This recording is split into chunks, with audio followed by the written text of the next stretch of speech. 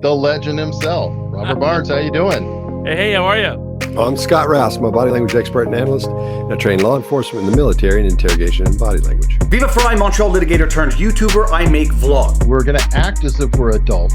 Robert, you want to start this one? Yeah, they're using Trump's name for things that Trump himself didn't authorize. People that run the campaign didn't even want Trump to really win. Hey man, I got you, boo. So I could go in and watch these meetings and say, these people want to help you. And they'll go on and tell you all kinds of things, but they won't give you a yes or no answer.